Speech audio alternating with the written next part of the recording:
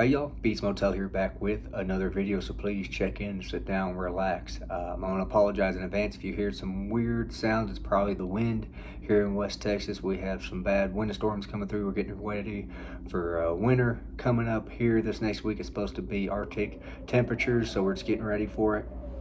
So this one, you're going to notice this review series is going to be different than my normal non-spoiler reviews. And what I mean by that, this is going to be spoiler for, or include spoilers, sorry. This is going to be a little bit more detailed, how I have notes written here to kind of keep up with it and remember stuff that I forgot. It's just because I want to be able to go back on this and look at it. And I want people that, once they've read the book, they can come in and see this and kind of get my opinion on it and whatnot. Again, I do apologize if you can hear the wind. So let's get this started. So if you can tell by the title, the book we're going to be talking about is Carrie by Stephen King. So some background on this. Carrie was published in or released April 5th, 1974. This is Stephen King's first feature-length novel. He had written some stories and some magazines and submitted them and whatnot. Some more background information. As he was writing this, he took the manuscript or the draft, whatever draft it was on, threw it in the trash. His wife Tabitha came by, picked it up out of the trash, and convinced him that he needed to keep writing it. So we have Tabitha to thank for bringing us Stephen King, if you will. So kind of some getting into this. So Carrie is a 16-year-old girl. I'm sure a lot of people have seen the movie, if not the original with Sissy Spacek, and John Travolta.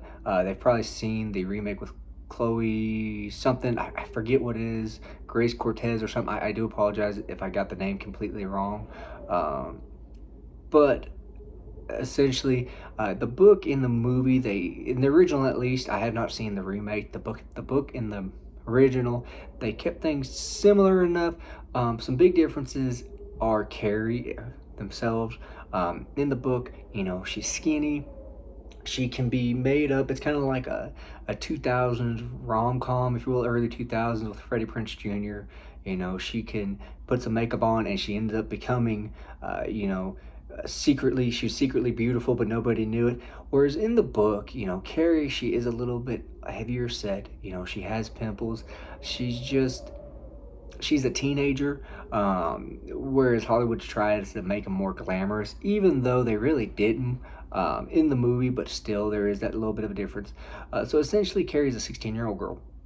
She lives in this town where she is ridiculed for her appearance, because she doesn't keep up with what's hip and square, to quote Huey Lewis in the news, and she doesn't keep up with fads, and she dresses very, very, very modest. She doesn't have a social life. She doesn't have any friends. She's kind of coast through life, unfortunately, just every time just getting beat down more and more. Part of the reason, and the main reason, is because of her mother. She is a religious fanatic. By that I mean she is a cult-like fanatic. She believes everything. It's like, the water boy, that woman's the devil. That would be her in a nutshell. Just ridicules everything. She thinks everything is sin. She's very overbearing. You gotta get a little bit of her point of view, at least in her mind, a little bit in the book, and I did like that. Her character, a lot of people will say she's the scariest character that Stephen King has written. Realistically, in real life, I think she's up there. I don't think she's the scariest. If she was my mother, though, I definitely would be terrified of her. Sorry, we got all this dust flying around, make my throat hurt. But anyways, so you start off in the book. Starts off, she's in a shower. She has her first period. She doesn't know what's happening. She doesn't know what it is.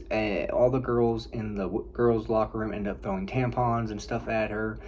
She ends up getting sent home. On the way, she ends up trying to test her ability, or whatever gift is, whatever she considers it.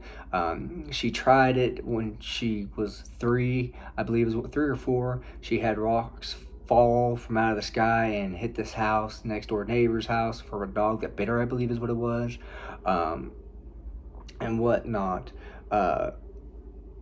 So she's practicing this as the story progresses. She tries it more and more, kind of honing her abilities and whatnot. Um, Sorry, I'm looking at my notes here. Um, so like I said, she gets powers at a young age. She forgets about it and tries, uh, honing in on it and whatnot.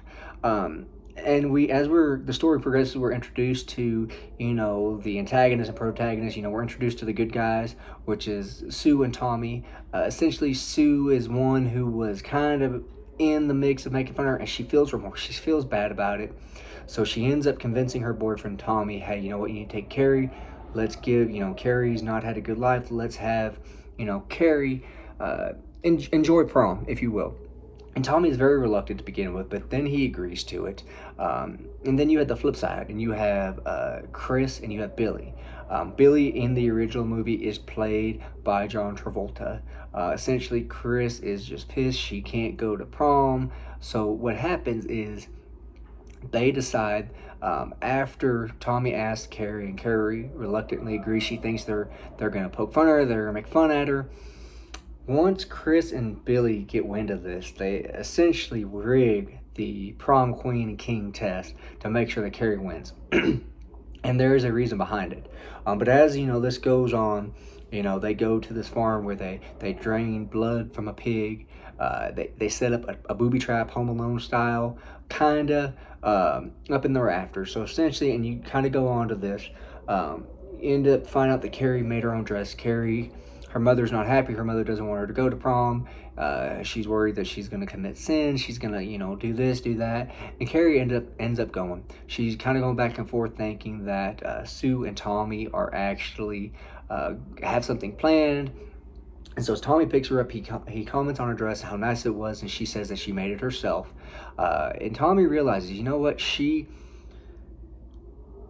if she doesn't dress as super modest as she would, she's not bad looking, not someone that he would, marry or date or anything like that. But realize, you know what, she could be a friend, possibly. Particularly in this instance, he feels bad, so they go, and he ends up telling her, you know what, let's have a good time. So as the prom progresses, they get to that infamous scene in the movie where, Tommy and Carrie are elected prom queen and king and whatnot. And so they end up going up, and then you had the very, very infamous pig blood scene where they dump it on Carrie. Pause for dramatic effect. But essentially, so they dump it on her, and the whole room starts to laugh, except for Tommy. And Carrie goes berserk. She ends up locking all the doors to get outside of the gymnasium. And she ends up killing everybody in there. Teachers, Tommy, everybody. Somehow Chris and Billy do get out. I don't remember off the top of my head, I'll be honest with you, how it was. I think they just barely escaped. But so she ends up killing the senior class and any students that went with them. She then proceeds to go home, where she runs into her mother, and her mother, Carrie used her abilities on her mother earlier to be able to go and stop her mother. Her mother ends up trying to kill Carrie. She does end up stabbing her. Carrie proceeds to then essentially slow her heart down to the point to where it just stops beating and kills her mother. And as this is progressing, you get Sue's point of view, where breaking this stuff is happening on the news. Sue ends up going out trying to find what's going on. As Carrie leaves her mother's house and is walking down the street, she runs into Chris and Billy. Chris and Billy end up trying to come at her and do a hit and run, essentially, with their car. And Carrie takes control of the vehicle, steers it into a wall, I believe is what it was, and actually killed Chris and Billy. You don't really have much remorse for them.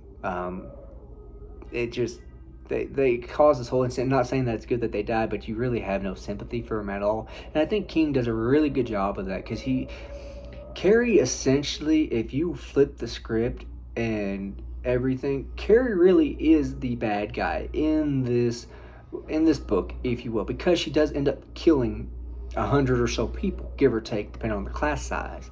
Plus, she goes through, destroys the town. So she does end up looking like the bad guy. She really is. But you have such remorse and pity for her that you can't help but want to cheer her on and want her to get her revenge on this town that's just kind of shamed her. And it's not her fault. It is definitely, her mother. Her mother has caused all this stuff to her, locks her in a closet and all that. But anyways, so she kills Chris and Billy. She's dying slowly. She ends up running into Sue, who Sue's talking to her, and ends up, she dies. And Sue just, it's not the end of the book, but that kind of is the end of Carrie herself. And then you find out that, they started this division in the government, I believe is what it was, for psychic abilities for kids, which I think will have a play. I hope in Firestarter. I'm kind of hoping. We'll see. I have not read that book, but that's for a different day. But essentially, that's Carrie in a nutshell. My opinion on this book, like I said, Carrie really is, when you break it down, there's a lot of bad guys in this book. I mean, obviously you have Chris and Billy. They are the bad guys. They caused, are partly to blame for the murder of everybody, in my opinion. You also have Carrie's mother, who is very, very eerie, and she's very, like I said, very overbearing as far as that goes. And then you have Carrie, who I think, in all honesty, I think she's the bad guy in this book, and some people will probably argue with me about that. But the reason, like I said, she's responsible for a lot of deaths, pretty much all the deaths in this. There's other people that had a hand to play in this. The good guys in this, really, in my opinion, are Sue and Tommy, because Sue does have remorse for what she partook in, and tries to make it up to Carrie and give Carrie a special night. And then you have Tommy, who's just kind of, he reluctantly agrees, and then he realizes, you know what, let's make this, let's go, Carrie, let's show them. So again, Sue and Tommy, in my opinion, are the good guys in this book. Obviously, you feel pity for Carrie, and you can't help but want to cheer on as she gets revenge for all these people that have done her wrong for 16 years, 12, 10 years, however long school she's known them. But again, that's kind of Carrie in a nutshell. Some other things I'd like to know. I think this was a good stepping stone for King to kind of start out and make it on his own. Go outside of magazines. Obviously, he would submit. I think he would submit parts of the Green Mile and little serial numbers, little bits. I think. But again, I think it was a good stepping stone. Is this my favorite Stephen King book of the ones that I've read? No, I'll be honest with you, it is not. I don't know. There's just something about this book that even the movie, I've never really, I enjoy the movie. It's just not one of my favorites. And I could say the same for the book. I think King wrote this book just at the right amount of length, as far as going back and forth between newspapers clippings and the story as the story unfolds. I think if he had made this story just like he would years down the line, where he'd have 8,000-9,000 page books, I think that would have been too much. I don't think he would have been able to fill it in. So I think he set the best amount of space for this book, and how thick it was and how long it was. Again, I can't wait to go on from here. I have read Salem's Lot already, so I'm going to do a review on that. Just finished it a few days ago. But again, just wanted to get this, video up for Carrie. I did read this over this last summer, back in 2023. It is now January when I upload this video. So if I've forgotten anything, or any of my information that I told you is wrong or off a little bit, I do apologize. Like I said, it's not one of my favorites. It's a good book. Would I go back and reread it? Maybe 10, 15 years down the line, if I want to reread it. I definitely think I enjoy the book more than the movie, for sure, which is not an uncommon thing. I think King makes Carrie more vulnerable, definitely, and more realistic versus the movie. Like I said, in this book, Carrie she's not popular, and the movie portrays it really well. Like I said, she just, in the book, I don't know, there's just something different about it versus how Hollywood portrays it, if you will. Again, I definitely would recommend this book if you're not sure if you want to get into King, definitely try it and see. You know, because he does bounce around a little bit. You kind of get about two, three, about 4 or 5 different points of views, and it's nothing that's, you know, too hard to keep up with. Uh, so I definitely would recommend it. If you're gonna start with a King book, this would probably be an easy one to get into. Again, the only complaints that I really have about it, you know, is just the newspaper clippings. I could have done without that, in all honesty.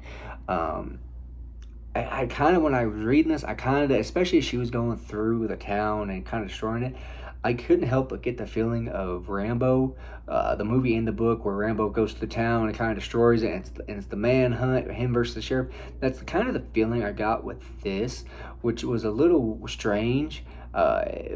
And that's nothing. That's not a knock on this book at all. That's just kind of it popped in my head, man. I kind of feel like I'm reading Rambo, because I'm hoping they meet up, and they end up to, like I said, um, definitely would recommend this book again. And I'm gonna end this video right now by saying again, if you are looking to get into a Stephen King book, I would recommend this. It's a good stepping stone to kind of get into him, kind of ease into Stephen King. You know, he does deal with some adult themes in this, like he does in other books. It's just not as much. But again, definitely recommend this book. Pick it up. Thank y'all as always for watching the videos. Please subscribe, like the video if you want to. Comment down below if I have any information wrong. Please be nice, but comment down below and correct me if you will. Again, y'all have a good one.